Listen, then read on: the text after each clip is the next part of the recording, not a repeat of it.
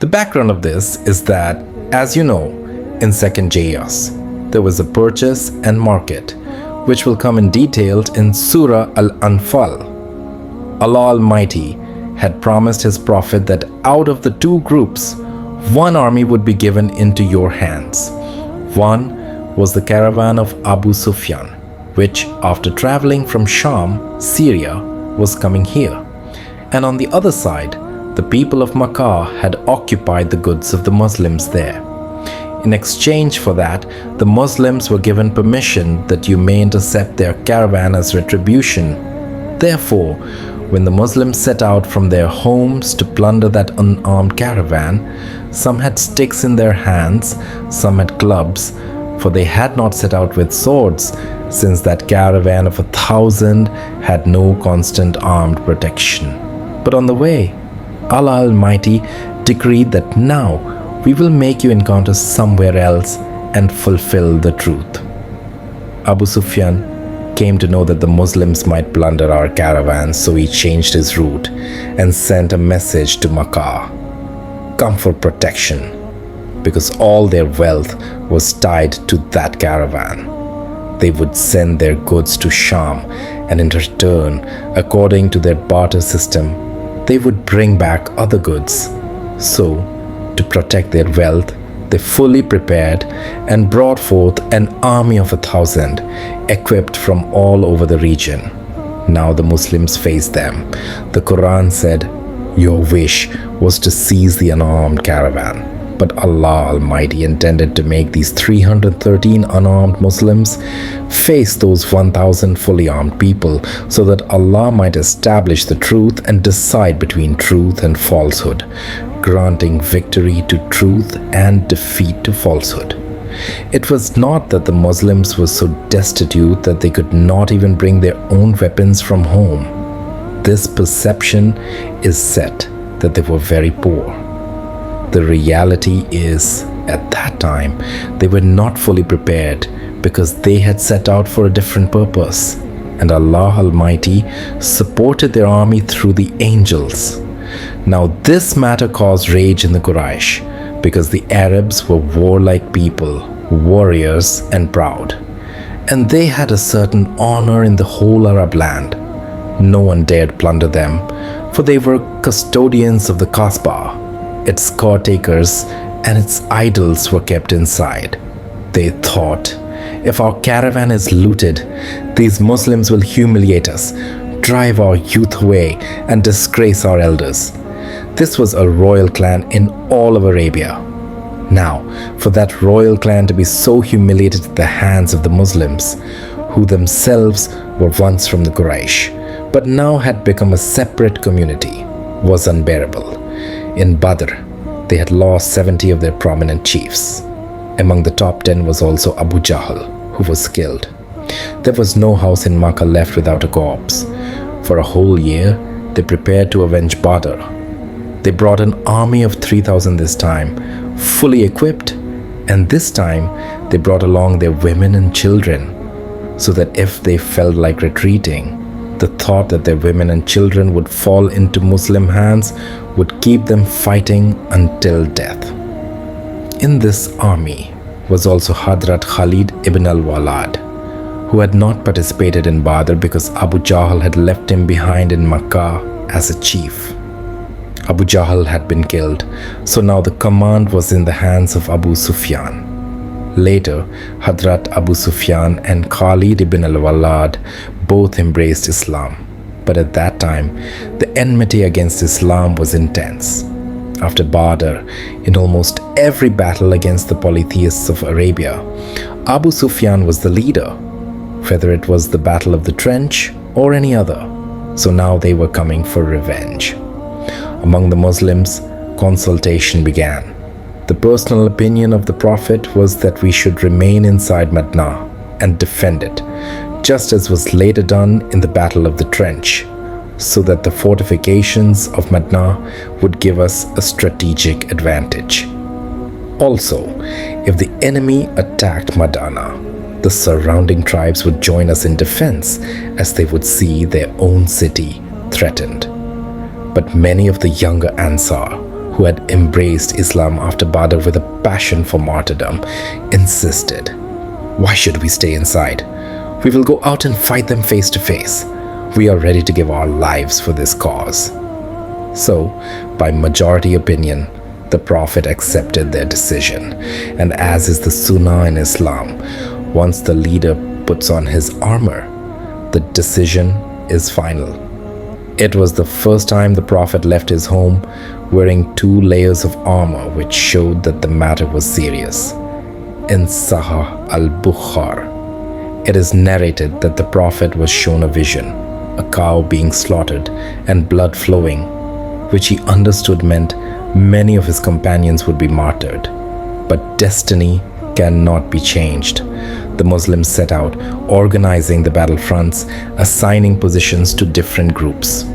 This is where Surah Al-Imran, verse 121 begins. "When you, O Prophet, left your household early in the morning to assign positions for the believers in battle.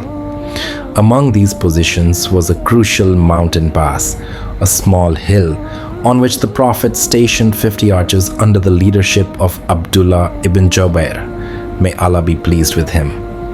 In Sahih al-Bukhari, it is narrated that the Prophet commanded them, "Even if you see vultures snatching at our bodies, you are not to leave this hill until I send for you." Nothing could be explained more clearly than this. Whatever happens, you mustn't abandon your post. The only case in which they could have left would have been to assist the Muslims in victory. And even then, not without the Prophet's permission.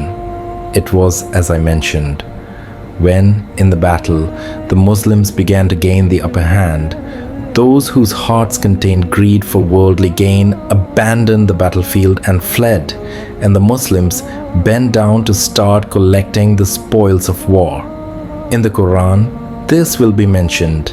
At that time, among them were those who remained firm with their leader.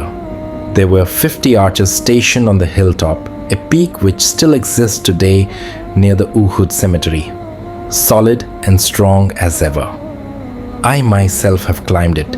You too can climb it. It is small. However, they left their posts.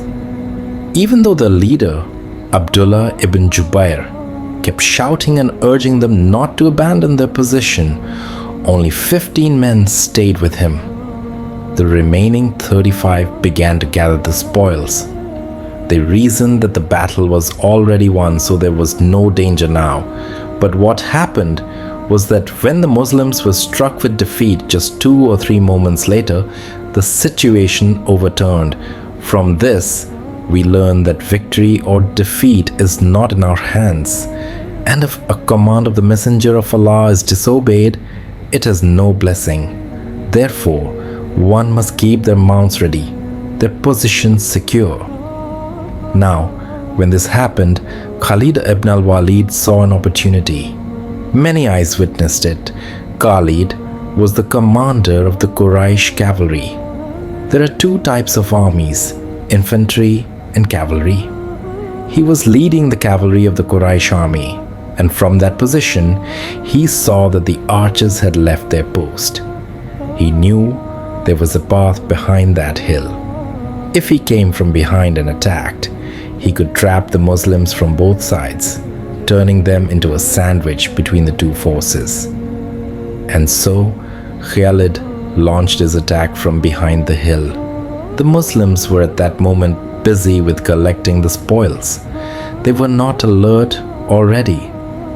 The sudden rear attack caused such chaos and panic that, as narrated in Sahih al-Bukhari, even great companions like Mus'ab ibn Umair, may Allah be pleased with him, were martyred.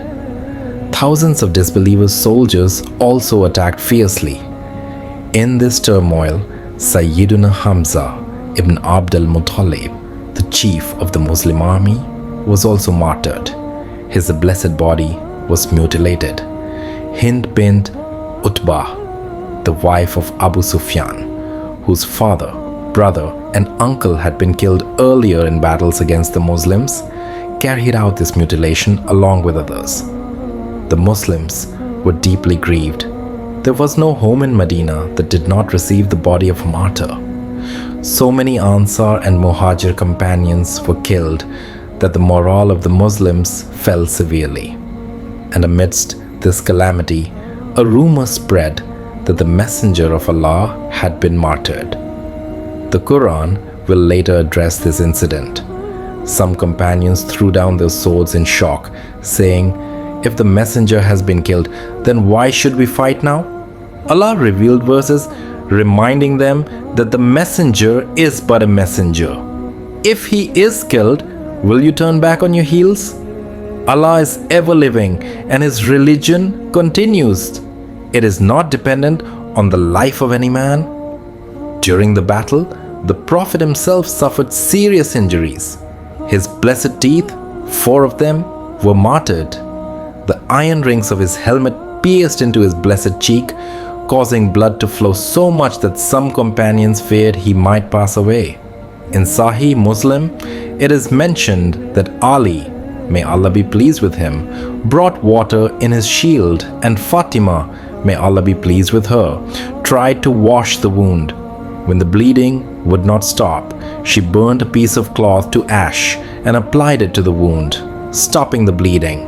During this chaos, many companions shielded the Prophet with their own bodies and were martyred. Some of the senior companions, Abu Bakr, Ali, and a few others, remained with the Prophet as he withdrew towards the hill.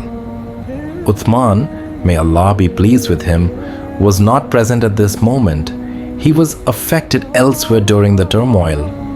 The Quraysh considered attacking further up the hill to finish the matter, but then decided to withdraw, saying, "We have avenged ourselves, let us return." They feared that if the Muslims rolled stones down from above, they could suffer losses. The Prophet instructed a small group to follow them at a distance to ensure they did not return for another attack. Eventually, Allah caused the Quraysh to withdraw fully, without turning back. This battle carried mistakes whose consequences the Muslims had to bear. 70 companions were martyred. At that moment, the Prophet, in his blessed pain, said, "How can a nation succeed when they have stained the face of their Prophet with blood?" Allah revealed verses that it is not for you, O Muhammad, to decide their fate. Allah may forgive them or punish them.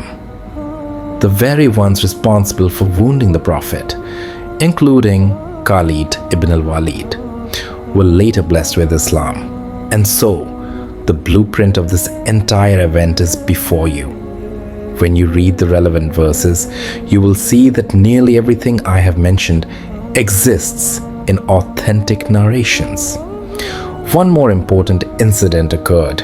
Abdullah ibn Ubay, the hypocrite, left the battlefield with his followers, about a third of the army, greatly weakening the Muslims from within.